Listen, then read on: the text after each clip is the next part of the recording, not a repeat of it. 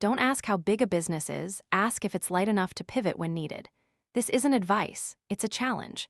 Have you ever seen an organization slowly die, not from a lack of ideas, but from being too cumbersome to do anything new? I chose to recount Less is More not because it's famous, nor because it's an inspirational self-help book. I tell it because it doesn't try to teach you how to succeed. It forces you to scrutinize how you operate daily. How many meetings are wasted? How many truths are hidden? How many unsuitable people are kept simply because of past familiarity? This book is for those who dare to admit that perhaps they are doing too much work that leads nowhere. It's for leaders who want to walk into the warehouse, not to inspect, but to understand if there's any weary breath left there. It's for employees who want to clearly understand what they're contributing. Instead of just showing up for 8 hours, you should read it in print, slowly underlining sections that make you uneasy, folding the page corners not because they're brilliant, but because you need to reread them when you're about to make a wrong decision. There's an undeniable truth. The more complex any system becomes, the easier it is for the people within it to lose faith. The business world is no exception. But while most businesses are busy with tactical spreadsheets and targets, a very small, indeed tiny, group of unconventional thinkers has chosen a different path. They believe in something almost archaic, a single, clear, deceptively simple goal. And it is precisely this bare-bones objective that forms the bedrock of the planet's most highly productive empires. It all began with an unplanned discovery.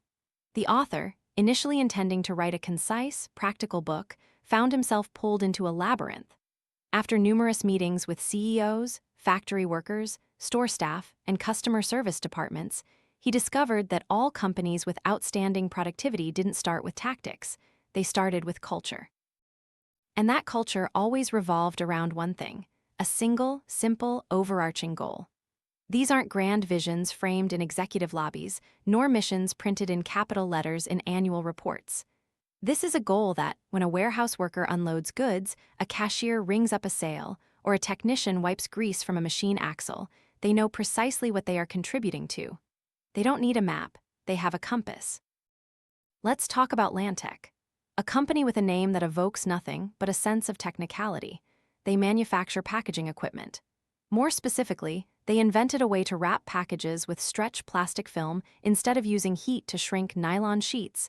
Not exactly a captivating idea. But when they lost their patent rights, instead of litigating or fading away, they chose a different path. They transformed their company into a living experiment. Production time had to be cut from 5 weeks to just 11 hours. Productivity increased by 1% every month for 7 years without hiring a single new person. They didn't buy robots, they didn't hire consultants. They chose a single goal: to become the world's most productive factory, and they lived and breathed it. And what about Yelloc, a failing long-haul trucking company stuck amidst a sea of dying freight carriers?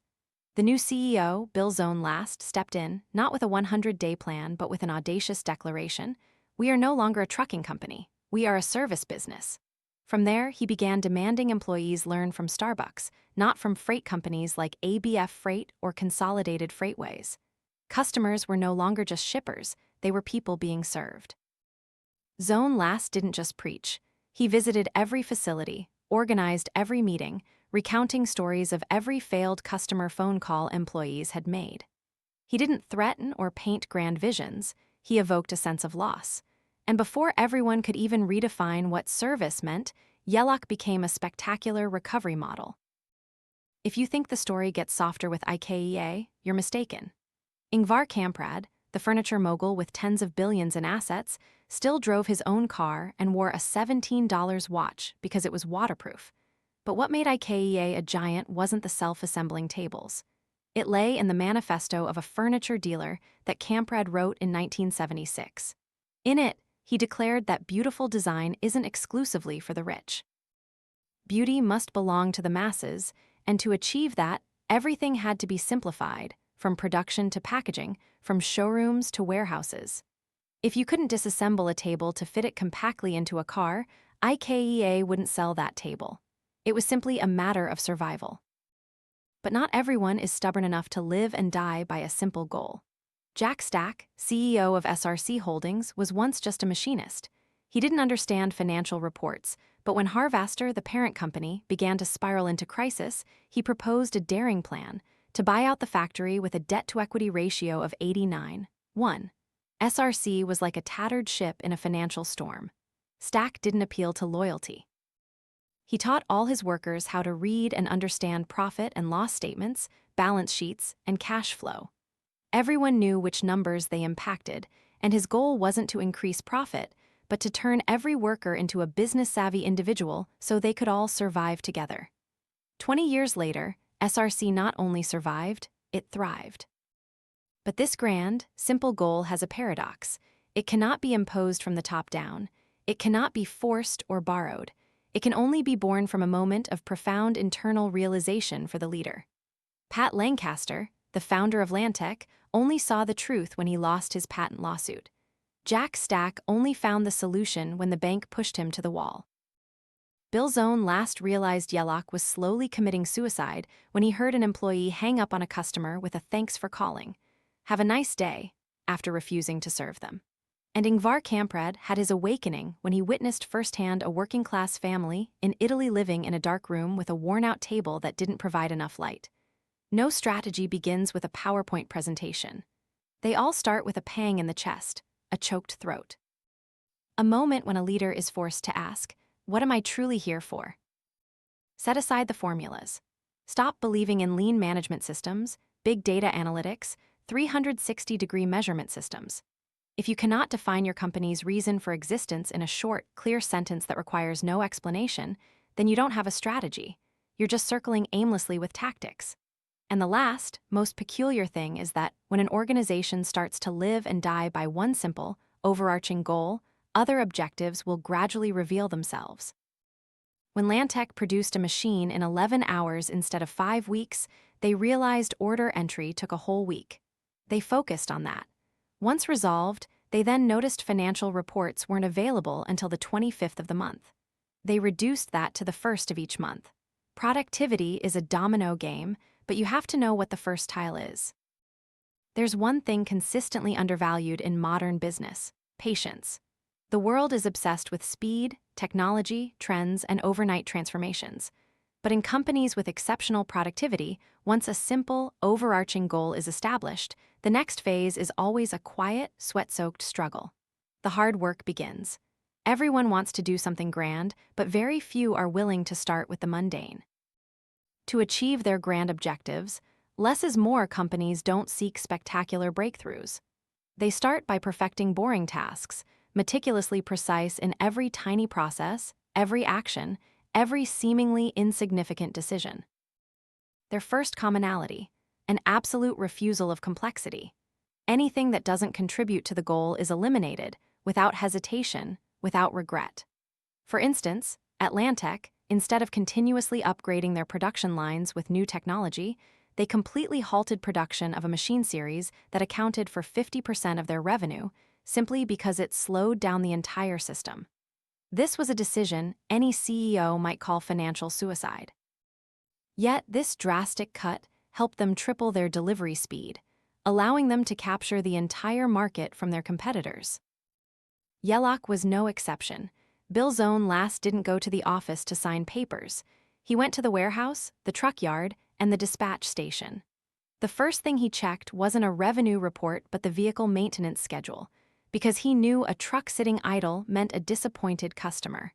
While everyone else was busy designing presentation slides, he checked the oil. He didn't talk about customer experience. He became the customer himself, calling the call center, and when an employee answered with a robotic voice, he didn't scold them. He played back the recording and asked, "If your mother called, would you dare to serve her like that?" At IKEA, every improvement is distilled from details others are too lazy to notice, from how an instruction manual is folded to fit snugly in the box, to ensuring a single mother can assemble a bed with just one screwdriver. Their philosophy is, if a customer has to call to ask for assembly instructions, the product isn't complete. Every small flaw is a demerit against their reputation, not of the product, but of their promise to bring beautiful design to the masses. But this phase isn't just about doing the right things, it's also about reshaping organizational mindset. At SRC Holdings, Jack Stack didn't just teach workers how to read balance sheets. He made them play a game, a simulation of the company's financial operations. In it, everyone was assigned a role, from director to supplier, customer to banker. They had to negotiate, make decisions, borrow, and spend as if in real life. No one was allowed to stand idly by. The goal wasn't entertainment, but for everyone to understand that the company didn't survive because of a clever boss, but because everyone knew how to keep the ship from sinking. The difficult work also included enduring internal opposition, as not everyone wants change. Some argued the goal was too vague, some feared losing control, and some simply hated simplicity. At the WAST, when Stephen Tindo implemented an absolute low-price system, a flurry of suppliers protested, claiming he was undercutting the market. But Tindo didn't yield. He believed that if a laborer had to spend half a month's salary to buy a pair of jeans, the fault wasn't in their income, but in the price. And he poured all his energy into creating his own supply chain, negotiating, operating, and taking responsibility himself.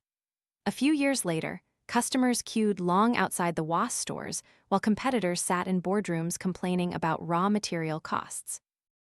During this stage, a crucial element emerged: transparency. Without transparency, no one dares to commit wholeheartedly. Every company in the book shares a commonality. Employees know exactly where the company stands, what it needs, and what it lacks. No one hides losses, inflates revenue, or prettifies reports. At SRC, the profit and loss statement was even posted right outside the restroom door. No one was forced to look, but everyone knew if they didn't understand those numbers, they couldn't survive.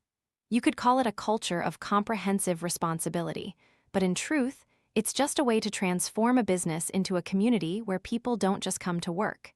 They come to build something they can be proud of, and to do that, there are no shortcuts. All these businesses chose the path of walking while their competitors raced ahead in jet planes, but they knew no flight would take you to the right destination if you didn't know where you were. They weren't rushed, they didn't overlook details, and they always asked about this small task. Have I done this well? The answer to productivity doesn't lie in a revolutionary initiative. It lies in how you sweep the floor, check delivery slips, answer the phone, arrange items in the warehouse, and correctly spell each customer's name. Trivial things. But when you do them millions of times without error, you've gone hundreds of miles further than others. This is where the story delves deep into its essence. Chapter 3, with a simple yet weighty title. Tactic 1, Truth. It's no accident that truth is placed at the top of the tactical list, because without truth, all improvements are merely decorative flourishes on a crumbling house. And because facing the truth is the most difficult act in any organization. Not because we don't know what it is, but because we fear the consequences of speaking it. What if everything you know about your company is wrong? This question isn't meant to stir doubt, but to highlight a dangerous habit, becoming so accustomed to stability that you mistake it for truth. In most organizations, truth is obscured by what's easy to hear, easy to accept, easy to measure. The prickly, discordant, and inconvenient truths are often pushed into the hallway. Let's start with Yelloc. When Bill Zone last took office, he didn't ask for any internal reports. Instead, he personally called the customer service line as a stranger. He tried to track a shipment and was transferred from department to department, listening to monotone voices, seemingly trained to be emotionless. No one asked what he needed. No one apologized for a wrong transfer. He wasn't angry. He just took notes, and his first conclusion wasn't about productivity or market share, but that this company is lying to itself about customer service. Truth doesn't come from dashboards. It comes from the hallways, from the parking lot where drivers are drowsy from waiting for the night shift, from the workers' restroom where toilet paper is a luxury, from salespeople joking among themselves that the ideal customer is one who doesn't call. These truths have no place in financial reports, yet they shape the emotions and behavior of an entire organization. In another example, the author recounts a visit to Lantech, once dubbed the world's fastest production machine. Here, everyone wore name badges, but notably below their name was a small line stating, "Truth Listener." This wasn't a slogan, it was a personal commitment. If you heard something uncomfortable, you didn't react, you asked again, and you dug deeper. No one was allowed to dismiss the truth simply because it made them uncomfortable. Truth doesn't always come from the top down. At SRC Holdings, it was the workers themselves who discovered that the parts pricing system was causing them losses. But for that to happen, the CEO had to create a space where a machinist felt safe saying, "I think the boss's spreadsheet is wrong." And when that happened, no one was penalized. On the contrary, the person who discovered the error was rewarded, not with money, but with the right to share it in an all-company meeting. That's how SRC cultivated the habit of confronting truth as an indispensable part of survival. Truth has no friends. It belongs neither to the director nor to the worker. It exists independently, coldly, indifferently, and the organization's task isn't to control the truth, but to discover it before it shatters the ceiling. One of the most obvious manifestations of an organization afraid of the truth is meetings. The author asserts that if you take more than 15 minutes to get to the main content of a meeting, you're avoiding some truth. The high-performing companies he surveyed all shared common traits: short meetings, no PowerPoint presentations, no lengthy reports. People came to solve a specific problem, and most of the time was spent listening to uncomfortable truths. Stephen Tindo, founder of the WAST, had a peculiar habit. Every morning he would walk through the warehouse, pick up every dropped item, and ask each employee, "Is there anything wrong here that I don't know about?"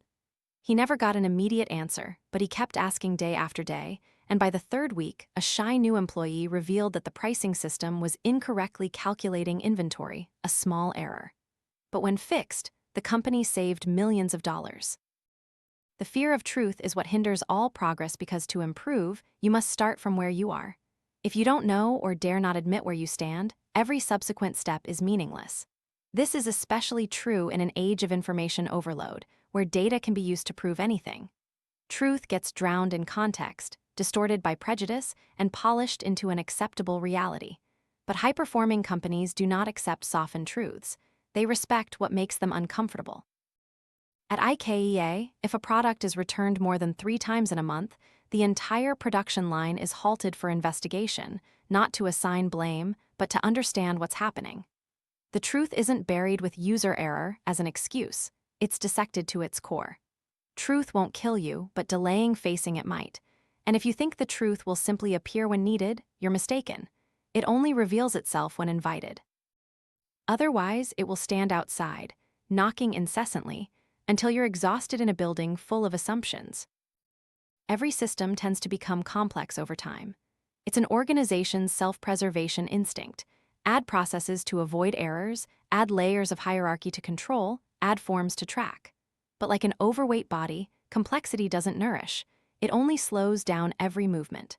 Eradicating bureaucracy and simplifying everything is the declaration of war by less is more businesses against the chronic disease named the apparatus. Destroy it. Because bureaucracy cannot be improved, it can only be cleaned up, like clearing out a dusty, moldy house. And Jennings takes us deep into the rooms where bureaucracy once reigned and how high-performing companies tore down every brick of it. Let's revisit Yelloc in its early days. To change a delivery route, drivers had to submit a request for approval through 3 levels: branch manager, planning department, and central dispatch. Processing time, 6 days. In the trucking industry, 6 days is an eternity. Bill Zone last didn't hold reform meetings. He personally called to abolish that process. He delegated decision-making power to the drivers. If they thought a route was faster, they had the right to try it. The on-time delivery rate increased by 22% in 3 weeks. No software needed, no investment, just the removal of one layer of control. At IKEA, bureaucracy is treated like trash. When an employee wants to purchase office supplies, they don't need to submit an approval form. Each department has a fixed budget, and everyone makes their own decisions within that limit. If they exceed it, they must present to the team, not to ask for permission, but to explain their approach. This approach turns every employee into a mini CFO. They weigh costs before spending and learn to take responsibility like adults, not like students asking teachers for permission. One of the pathological symptoms of bureaucracy is meetings. Jennings discovered that in less is more companies, the number of meetings is minimized, but the efficiency of each meeting is many times greater. At Lantech, there's only one executive meeting per week, exactly 30 minutes long. Content, Each department head presents one problem and proposes a solution. No one is allowed to be long-winded. If they have nothing to report, they are allowed to be silent. And silence is considered a good sign, meaning everything is running smoothly. SRC Holdings went further. They replaced their entire internal document system with handwritten whiteboards in the workshop. All updates were written in chalk so everyone could read and everyone could edit. The communication system was deliberately detechnologized, because once information is encoded via email, it becomes the sender's property. But when written in the workshop, it becomes common property. This philosophy, though seemingly rudimentary, created one of the most transparent and efficient ecosystems in industrial manufacturing. But the greatest victory in the journey to eliminate bureaucracy lies in being less creative. This might sound counterintuitive, but Jennings demonstrates that most organizational creativity is, in fact, an individual effort to circumvent obstacles.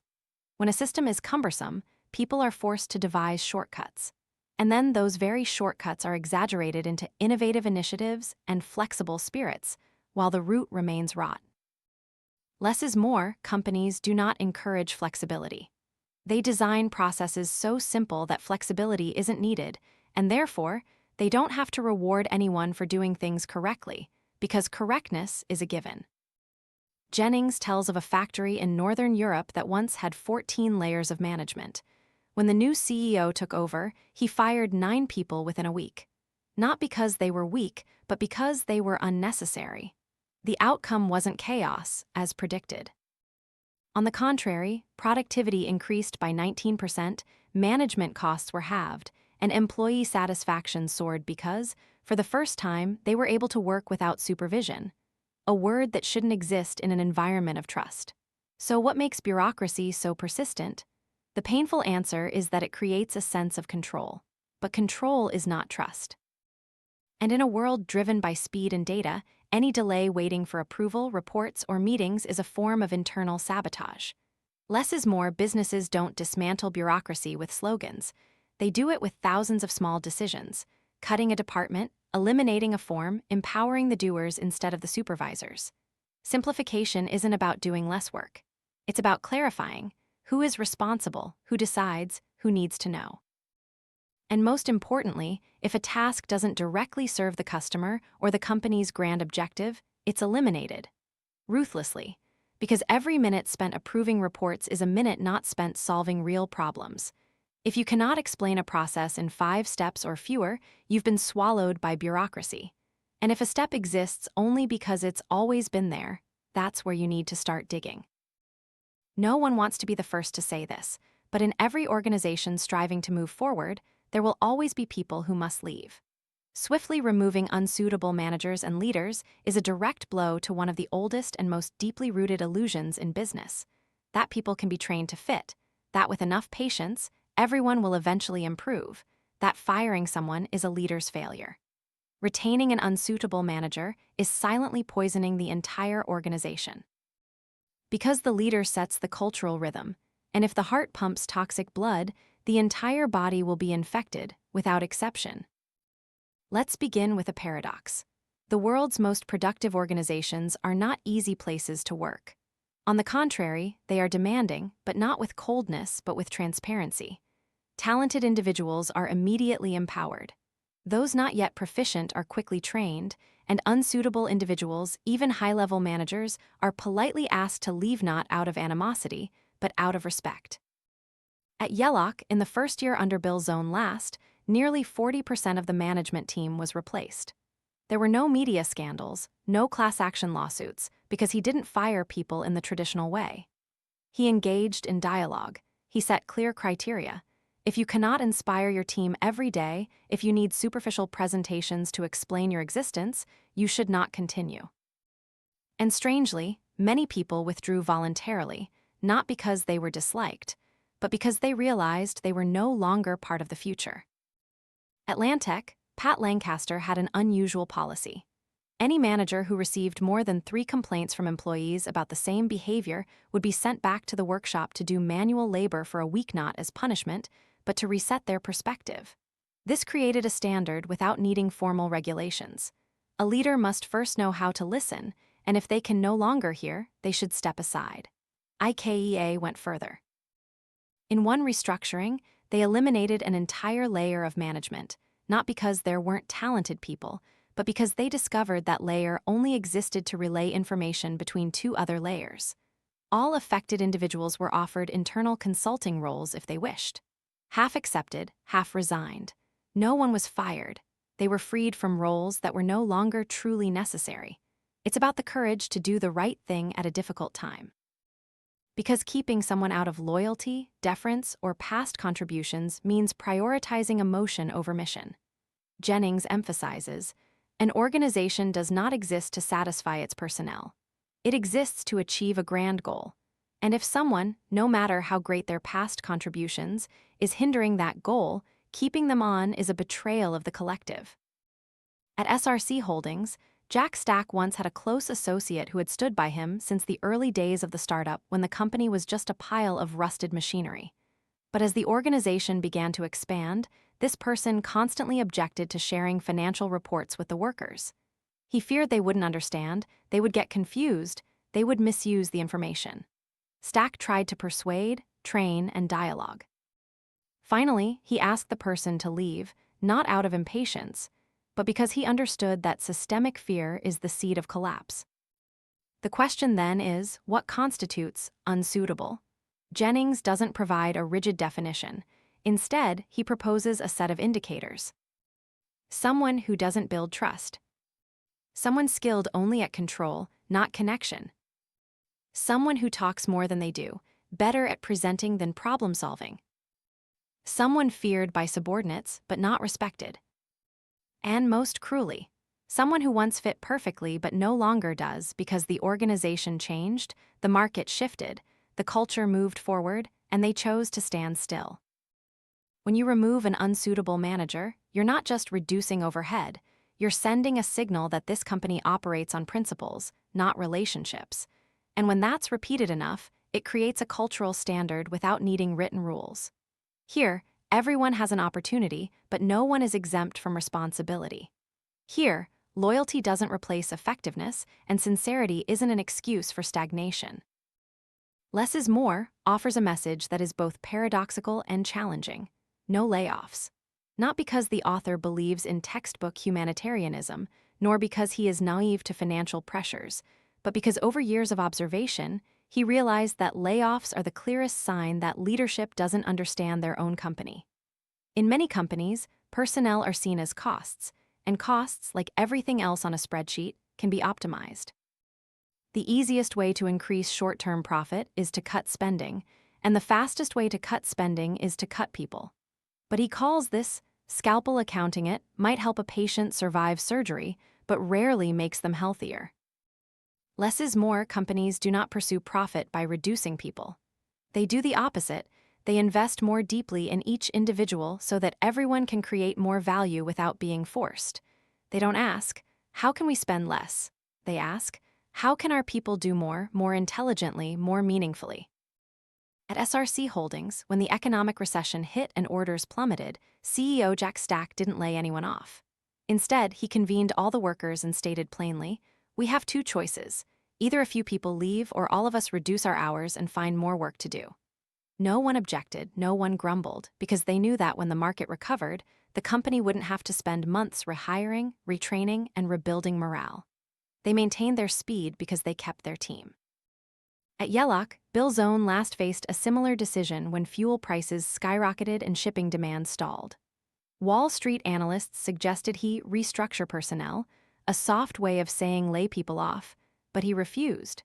Instead, he launched a 100-day efficiency program, where each department found ways to save 5% of costs without touching headcount. The result? The company met its target 3 weeks early, retained its entire team, and increased employee loyalty in ways difficult to measure. IKEA needed no justification. They designed their business model from the outset to maximize human efficiency. This means every employee must be able to do multiple tasks, have a voice in decisions, and clearly understand where the company stands. When personnel understand their role extends beyond specific tasks, they are not a cost, they are an asset. and assets are not sold off simply because of short-term market downturns. Jennings also points out a hypocritical phenomenon. Many companies that lay off staff also hold corporate culture workshops. They hire inspirational speakers, print core values handbooks, produce emotional internal videos, but don't dare to look into the eyes of the person just forced to leave. Meanwhile, less is more businesses don't talk much about culture. They live that culture through concrete decisions. Keeping people, even when difficult, and not cutting staff, doesn't mean keeping everyone at all costs. At Lantech, when the market contracted, leadership didn't lay off staff, but asked everyone to brainstorm new ways for the company to make money. From that, they shifted to providing machine maintenance services, a new revenue stream previously overlooked. Old employees learned new skills. The company not only survived, but expanded into an entirely different business segment. The most important thing, according to Jennings, is to understand that people are not variables that can be added or subtracted. They are constants that form the culture, knowledge, and durability of the organization. Every layoff, no matter how justified, leaves an invisible scar. And after a few such instances, the organization loses its emotion, its trust, and is left only with the fear of being replaced. He recounts the story of a manufacturing company in the Midwest, USA. When orders plunged, the CEO decided to lay off 40 workers. The following year, when the economy recovered, it took him 18 months to rehire enough people, and training costs far exceeded the money previously saved. Worse, many former employees didn't want to return. They felt betrayed. And those who stayed were no longer as committed as before. They worked, but no longer truly contributed. Because now they knew the organization wouldn't stand by them when times got tough. Therefore, less is more companies choose the harder path, keep people, but demand that those people grow. No one is allowed to exist as a shadow. Every individual is an active component. And if their current job isn't enough to retain them, then create new work or let them help rebuild the very system that needs change.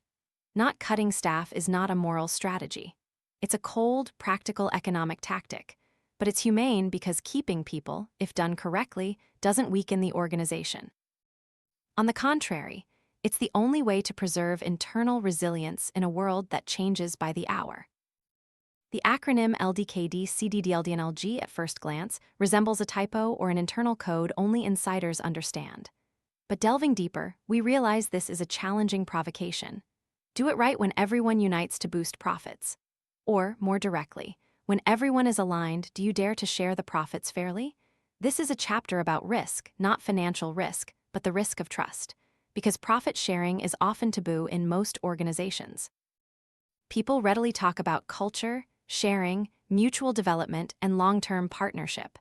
But when real money, real profits are on the table, those words are immediately replaced with reinvestment funds, risk prevention accumulation, or simply silence. Yet the world's most productive companies, those pursuing the less is more path, do the opposite. They don't just share results, they share decision-making power, financial information, and most importantly, responsibility for what they earn. SRC Holdings is an emblem of this model. Jack Stack didn't just teach workers to understand financial reports, he involved them in setting financial targets. Each quarter, employees proposed revenue, cost, and profit goals. If achieved, they would receive a fixed, public share, proportional to their effort, not seniority or rank. The result? An organization where machinists, warehouse staff, and technicians understood every metric like financial analysts and behaved like business owners. At Lantech, the profit-sharing model wasn't top-down, but designed in reverse. Each department had the right to retain a portion of profits if they exceeded targets, but only if the entire company achieved its overall goal. This created an interesting paradox. To get a bonus for your department, you had to support other departments in succeeding. This alignment didn't come from one team, one dream slogans, but from financial logic. If the R&D department was late, the production department lost its bonus. If production failed, sales lost its bonus. No one was an outsider. Jason Jennings calls this organizational symbiosis, where every member understands that their prosperity depends on the health of the ecosystem around them. No one can win alone, no one can get rich without nourishing others. And so, when it comes to sharing, the question isn't how to divide it fairly, but how to divide it so that next time, everyone continues to create even more value. At Yelloc, Bill Zone last implemented another version, granting stock ownership to all employees, from drivers to call center staff. Everyone had the opportunity to own a piece of the company, and when stock prices rose, they weren't just happy about the money, but because their company was thriving. A truck driver once said in a meeting, "Today I didn't hit a pole because I remembered I'm a shareholder." That wasn't a joke. It was the instinct to protect inherent value. IKEA maintained a simpler, deeper philosophy of sharing. Every accepted and implemented improvement came with a reward, not a one-time payment, but throughout its life cycle of effectiveness. This means if your idea saves $1 million a year, you receive a share for as long as it generates that efficiency. This transforms creativity into a long-term asset. Workers aren't just paid for their labor, they're paid the right to co-create ideas. But Jennings doesn't paint an overly rosy picture. He recounts painful failures when organizations tried to distribute bonuses without building a foundation of transparency. When recipients didn't understand why they received a bonus, or worse, why they didn't, suspicion would kill any initial good intentions. An unexplained bonus would be seen as favoritism, a showy tactic, or a temporary retention strategy. And at that point, sharing money not only fails to build trust, it shatters what little fragile trust remains. Therefore, this chapter isn't just about how to share, but about how to trust before sharing.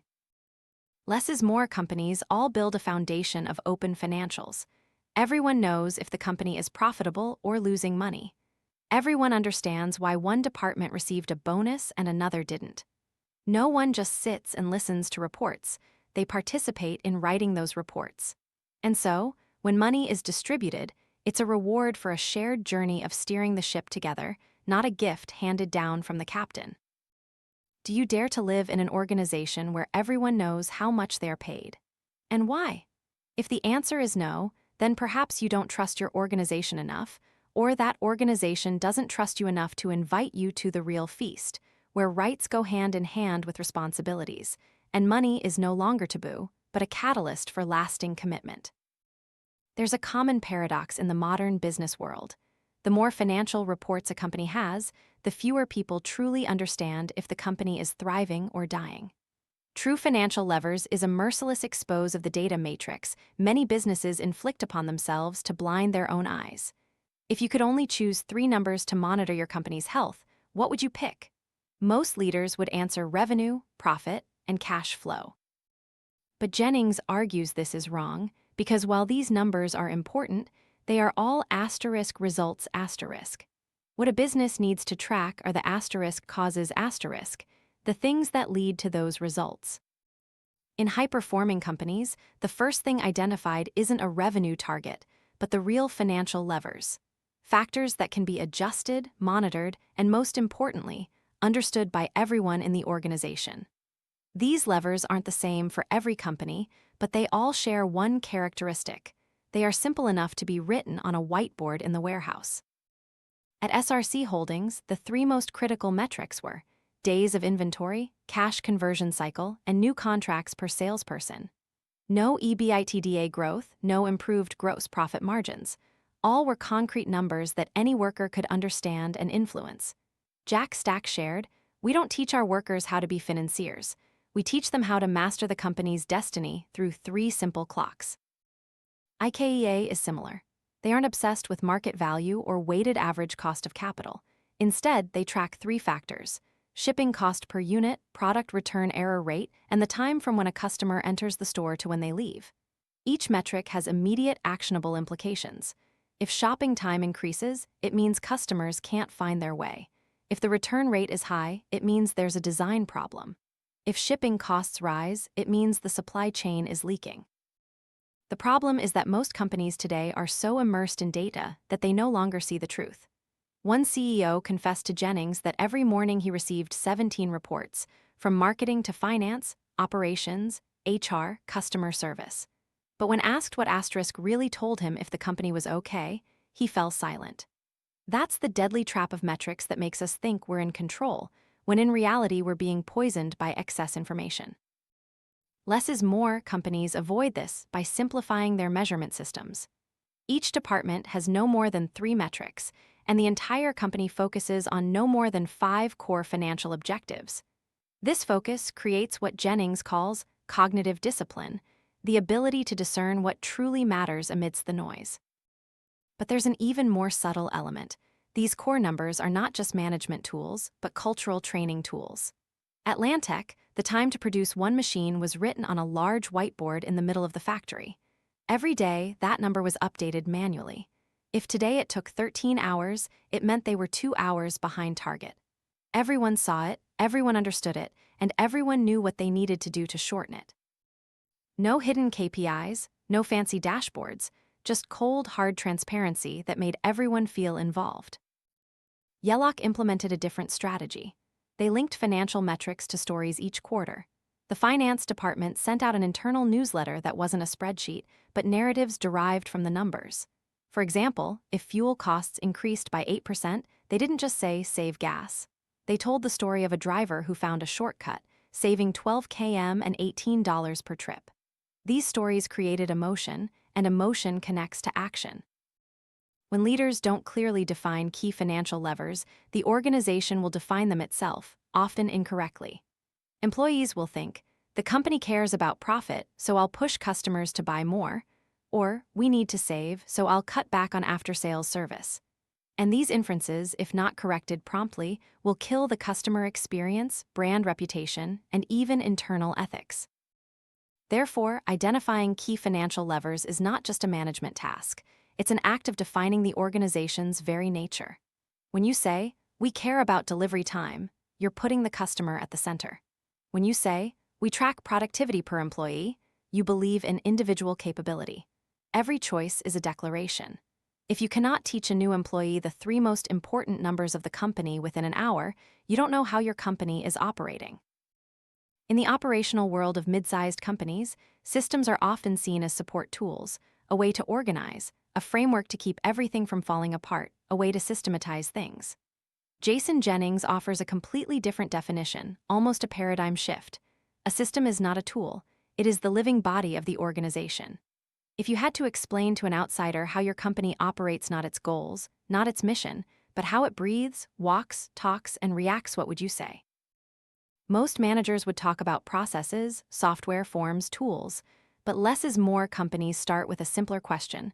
What is repeatable can be systematized. That is their foundational mindset. Everything repeated must be put into a system, not to control, but to liberate. If you have to do something twice, you should write down how to do it. If you have to teach something to a new person, you should standardize the explanation.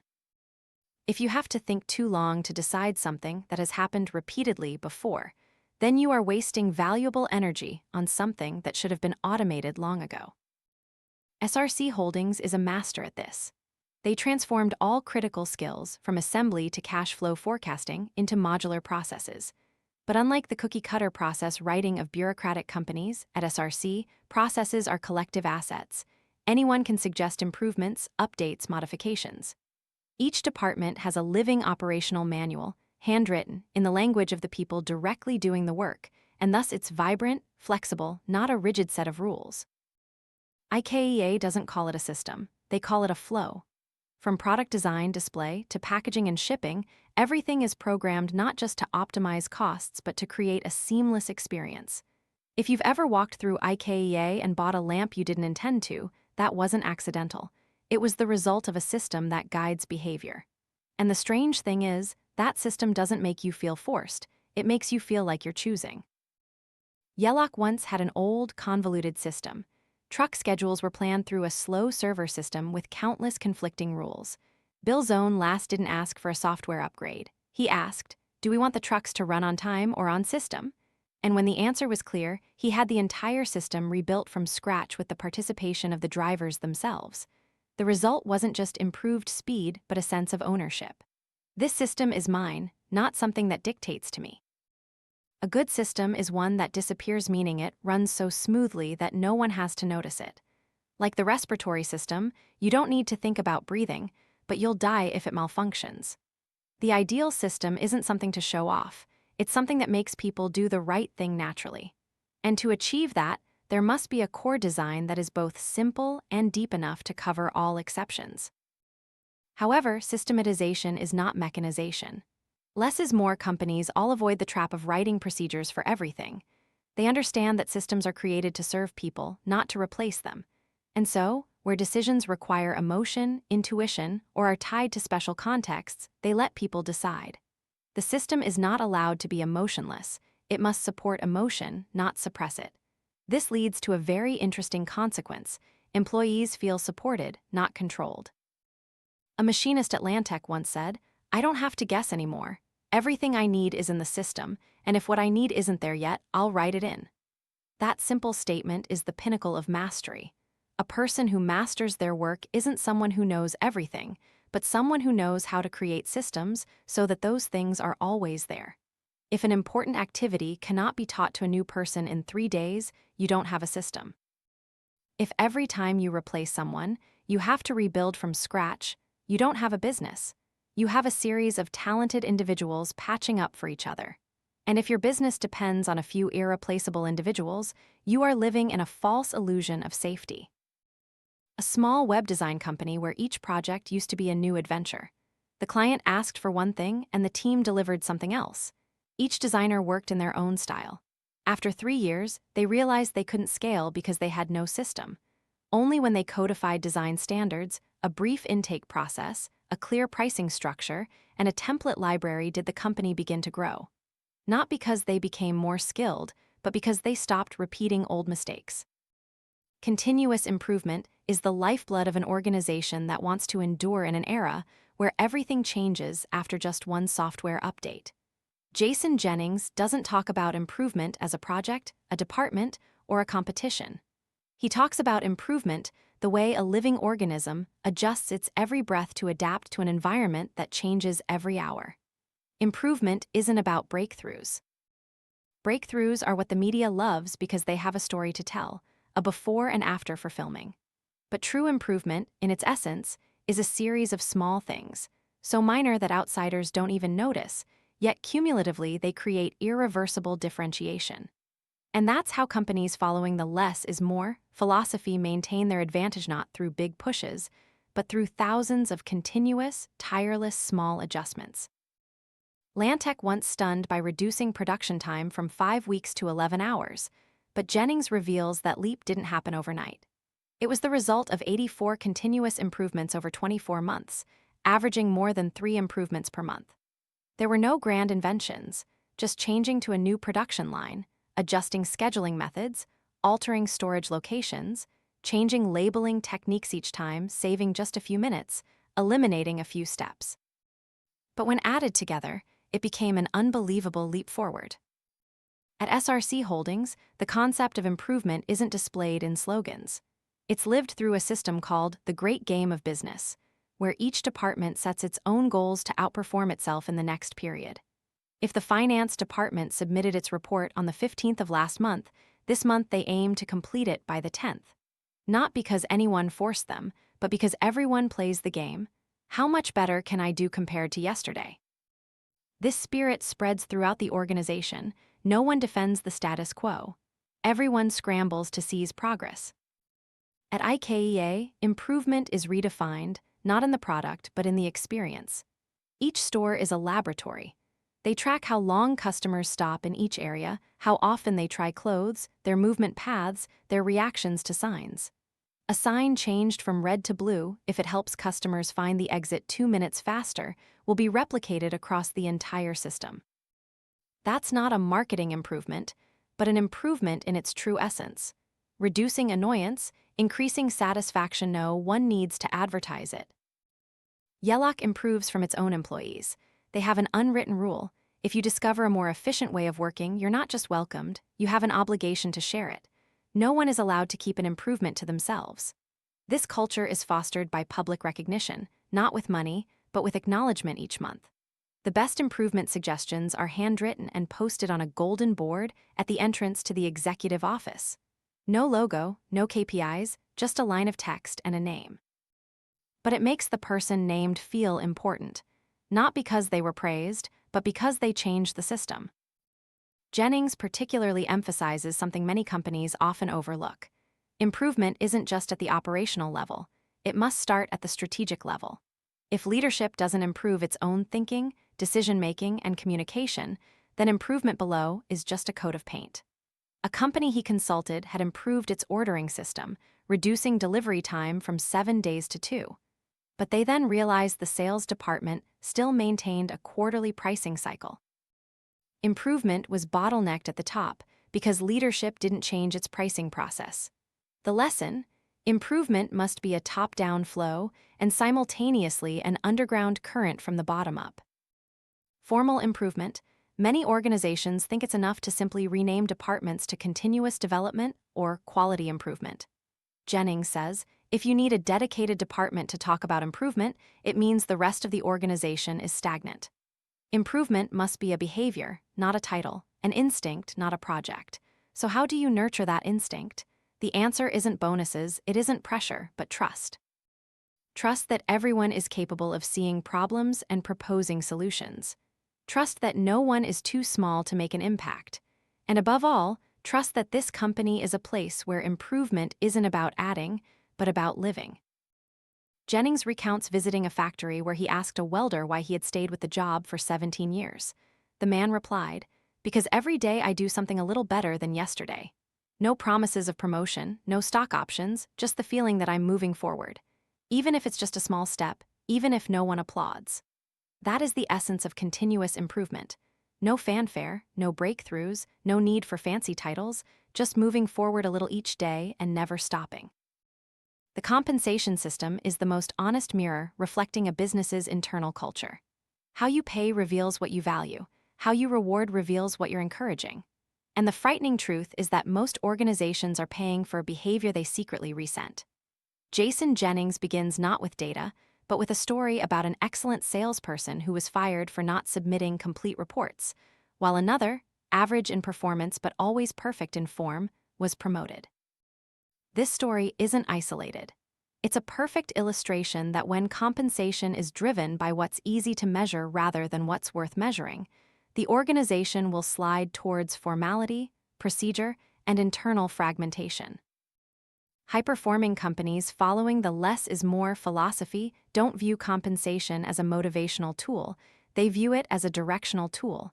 They don't use money to retain people, they use it as a compass to show everyone, this is what we truly want you to pursue. And if that compass is off, the entire ship will go astray. At SRC Holdings, base salaries are kept competitive, but are not the highlight. The highlight lies in the profit-sharing component, and it's not distributed like charity.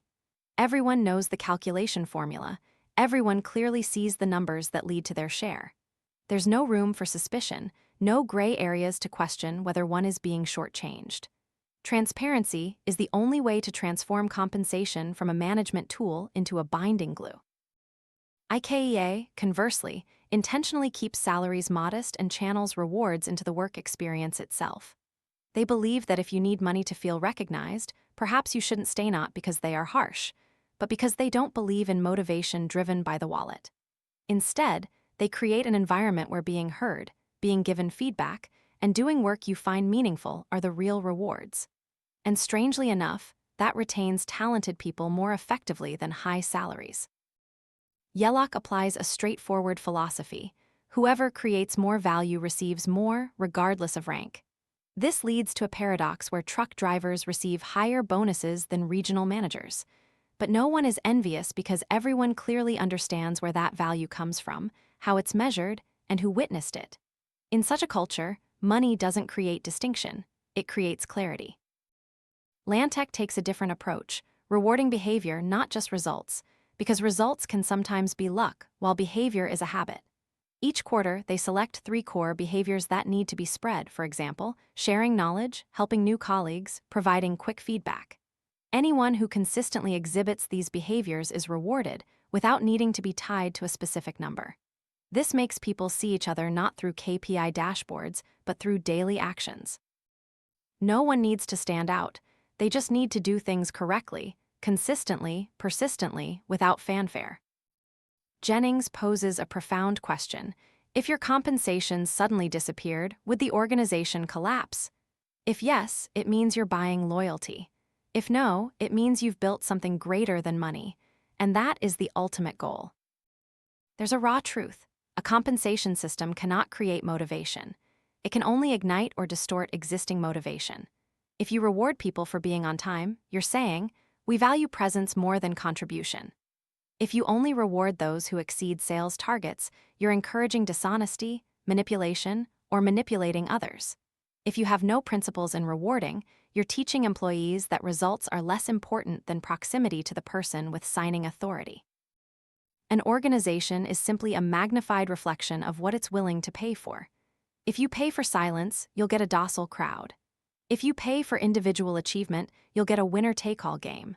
But if you dare to pay for kindness, transparency, and courage, you'll get a community that knows how to self-regulate, self-motivate, and self-evolve. A factory once faced a crisis because employees reacted strongly to an unfair bonus system.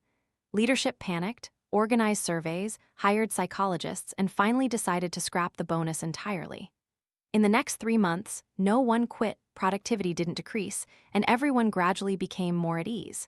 Because now no one was comparing, no one was suspicious. This doesn't say that bonuses shouldn't be given, but it shows that if it's not done right, don't do it. Because money doesn't cure injustice, it only makes it clearer. The concept of plugins here doesn't refer to software code. It symbolizes all the stopgap measures, bug fixes, duct tape solutions, and temporary fixes that businesses implement when they don't want to confront the root cause of a problem. When a process is too old, they add a plugin. When a product is faulty, they add a plugin. When employees are disengaged, they hire inspirational speakers and emotional plugin. And from there, the business becomes a tangled ecosystem of patches to the point where no one knows what the core operating system is anymore. Jennings recounts visiting a factory where the production line had been upgraded through a series of internal initiatives. The result: operating a cutting machine required 5 steps instead of 2. Packaging required 3 people instead of 1. Each extra step was the result of a temporary solution. Everyone knew it was wrong, but because it was working, no one dared to remove it. It was a system living on fear. Fear of breaking it by touching it, fear of chaos from change, fear of losing what they already had, even if it was no longer effective. Plugins also appear in corporate culture. When leaders don't know how to inspire, they organize team-building events. When employees don't understand strategy, they hire consultants for internal communications training. When everyone is confused, they launch an internal newsletter with empty slogans like, "Together, we move forward." Everything is like a veneer on an allergic skin. The more you cover it, the more it swells. But the most frightening thing, Jennings says, is when these plugins are considered the official system. When an Excel spreadsheet created by an employee 5 years ago becomes the budget decision-making tool. When a temporary procedure written on a Post-it note becomes a standard operating regulation. When temporariness is validated by collective silence, the organization has accepted defeat in its thinking, but pretends to operate normally. At Yelloc, Bill Zone last discovered that the entire shipping pricing system was based on an algorithm written by a former engineer. No one dared to fix it because no one understood how it worked. Instead, they wrote an external layer of adjustments, a plugin for a plugin. He wasn't angry. He simply demanded that everything be deleted and rebuilt from scratch. Not because he hated the old engineer, but because he believed no future could be built if the foundation was an elaborate fabrication. IKEA was a step ahead. They had an entire team dedicated to finding plugins. They didn't wait for problems to occur. They proactively reviewed everything that was no longer suitable, no longer effective, no longer had a clear reason for existence, and they removed them like peeling off layers of old tape from a long, dusty machine. Each time they removed a superfluous process, they celebrated as if they had just launched a new product. Because for them, discarding the useless was a form of creativity. Hing encouraged employees to name anything strange they saw in the process and ask, "Why is it like this?" If no one could answer, it was eliminated. No voting, no asking for permission. They didn't need to know who created it, they just needed to know it was no longer useful. This clarity stemmed from a fundamental philosophy: if something takes more than 30 seconds to explain, it probably needs to be rewritten. Sometimes temporary fixes are necessary, but when temporary becomes permanent, it nests in the mindset. And that's even more dangerous than technical errors because it creates a culture of accepting mediocrity, tolerating ambiguity, and gradually losing the ability to think about long-term solutions. Do you dare to remove the plugins from your system, even if it causes chaos for a while? If not, you are choosing to live in a zombie enterprise. It's still moving, but it died long ago. There's a concept many managers ignore because it's as irritating as a thorn in the foot: internal productivity disparity within the same company, department, or even team. There are always those who work twice as hard without complaining, and those who survive unnoticed. Maintaining an equal level of productivity for everyone means not shying away from this truth. It goes straight to the heart of the problem. This disparity not only harms efficiency, but also bleeds the culture dry. Jason Jennings begins with a finding that isn't new but few dare to voice. Talented people don't leave because of low pay. They leave because they have to carry the burden of less capable people. A fair environment isn't where everyone is liked, but where everyone contributes equally, commensurate with the benefits they receive. And if that doesn't happen, the talented ones will leave first, leaving behind an organization that looks stable on paper but is rotten at its core. At SRC Holdings, Jack Stack established a rule. If two people in the same position had a performance gap of more than 30% for 3 consecutive quarters with no improvement, the lower performer would be moved to a different role or leave the organization. No sentimentality, no tears, no extra chances. Because every time you let a lazy person enjoy the collective's efforts, you're telling the hardworking ones that trying is foolish. Lantech went further. They didn't measure individual performance by numbers, but by the level of contribution to the system's smoothness. If you work fast but cause others to fix your mistakes, you're not considered productive. If you do things correctly but are always late, making the entire line wait, you're unsuitable.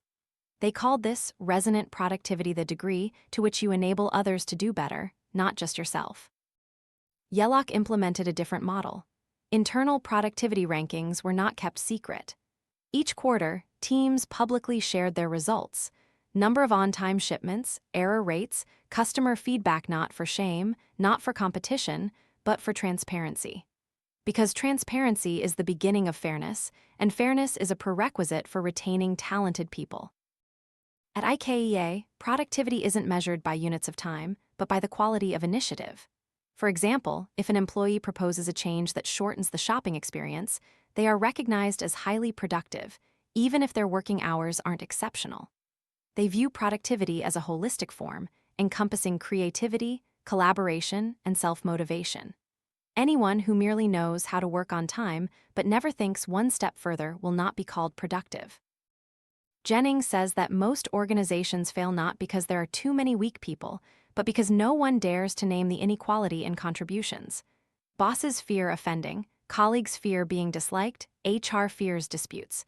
And so, silence becomes the default. Productivity is deemed hard to measure, so let's not measure it. The result? The most responsible people carry the organization until they break their backs. One company held an end-of-year awards party, and an employee received the Silent Supporter Award. Everyone applauded. But that person went up to speak and said something that chilled the entire room: "I'm silent because I'm too tired to speak up." The next day, he resigned. He was the one who had fixed the sales system more than 30 times that year. No one knew, no one acknowledged it, and that party was the final straw. To maintain an equal level of productivity, less is more. Companies choose a bold solution: redefine the value of contribution and link it to decision-making power. No one has veto power if they don't directly create value. No one stays in a meeting just because of their title, and no one retains an old role if their performance isn't maintained for at least 3 consecutive quarters. They don't create a firing culture. They create a culture of self-selection out when one is no longer an effective contributor. An organization is a train. If a car isn't running, don't just drag it. Stop, fix it. If it can't be fixed, detach it. Because if you keep dragging it, all the other cars will have to use extra effort.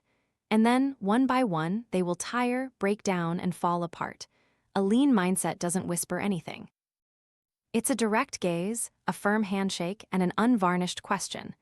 Ultimately, what kind of organization do you choose to live in? The concept of lean escapes technical constraints, going beyond the limits of lean manufacturing or Six Sigma. Jennings doesn't talk about diagrams or list steps. He does something else. According to him, lean isn't about cutting back, nor is it about doing more with less. Lean is a way of seeing the world where every resource from time and money to attention is so precious it cannot be wasted. It's a place where every action must answer a single question: does it create real value? At SRC Holdings, lean is when people don't say, "That's not my job," but rather, "How does that affect me?" Because when you understand how cash flow operates, every purchasing or delivery decision becomes a matter of survival. You can't waste paper knowing that each sheet represents 3% of quarterly profit, and no one arrives late when they understand that just 1 hour of delay can hold up the entire production line. IKEA exemplifies the lean spirit in that they don't do anything to be beautiful for its own sake. They only do what makes the customer less inconvenienced, more comfortable, happier. Every design, every process, every idea must pass through a filter. Is it simpler? Is it more convenient? Does it make the user feel smarter? If not, it's rejected, no matter how creative. Yelloc shows that the lean spirit doesn't equate to coldness. On the contrary, it demands an extremely high level of attention to human experience. Whenever there's a new process, the first person to test it isn't a customer, but the leadership itself. Bill Zone once sat at the call center for 3 hours just to see how poorly the feedback system was working. He didn't write a report. He rewrote the entire call script. Lantech taught another lesson: lean is knowing when to stop. When a new product feature emerged, they didn't ask, "Can we do it?" but "Does the customer truly need it?" If not, they halted it, even if they had already invested, experimented, and were excited. They didn't worship novelty, they worshiped suitability. To be lean, you must dare to confront the waste in your system. Not just superfluous processes, but also old attitudes, outdated thinking, and no longer useful relationships, not to eradicate them, but to make room for something better. It's like cleaning out a house, not to leave it empty, but so you can see the light shining in. The challenge is that the lean spirit cannot be imposed. It must be lived, felt by the first person walking into the company to the last person closing an order. No one is exempt. No one can say, "I don't need to change." And when it spreads, not by regulation but by behavior, you'll see a strange thing. The organization no longer needs extensive management because each person has become the keeper of efficiency. That spirit is also manifested in the ability to say no. Refusing a vague project, refusing a partner who harms the culture, refusing short-term convenience to protect a long-term vision. And that requires a kind of courage. The courage to live simply yet profoundly, to live with less but with more substance, to live slowly but surely. This is not just for entrepreneurs, but for anyone living in a chaotic society. Count how many things you're doing out of fear of falling behind, then count how many things truly make you proud. If those two lists don't overlap, perhaps you are living too complex a life. And that is the lean spirit. Put a period. Because the lean spirit doesn't need banners, it just needs you to look around and ask, what here is unnecessary? And then start removing it bit by bit until you feel yourself and your organization genuinely light.